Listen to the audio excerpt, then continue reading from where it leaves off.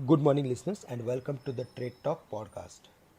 Today, the global cues are supportive while the domestic news flow is still uncertain due to the rising cases of COVID 19.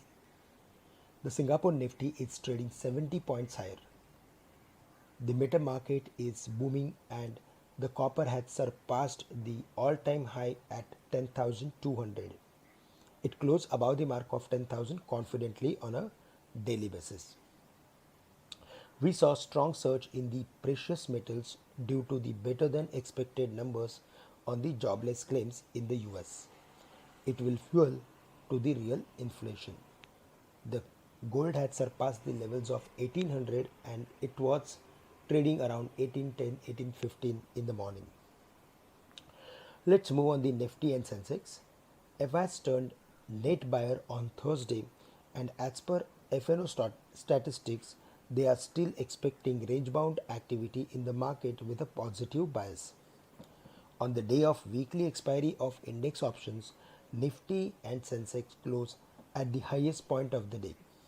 The auto and technology stocks lifted the sentiment heavily. Due to the follow-up buying, we saw a recovery in the metal stocks from the lower levels.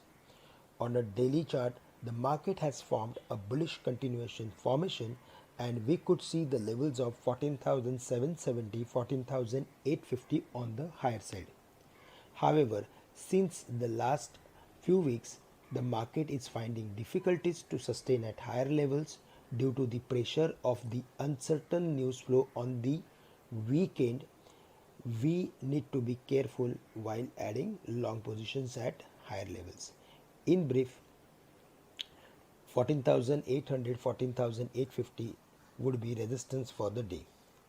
On the downside, 14,600, 14,500 would be major supports, and the ideal strategy would be to create long position if we see any drop during the day close to 14,700 or 14,650.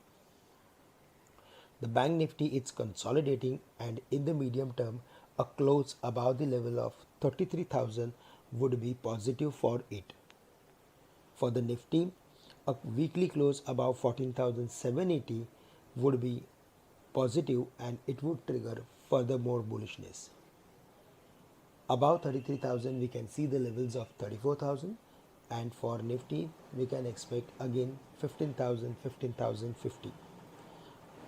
The focus should be on commodities, consumer durables and pharmaceutical stocks in today's date.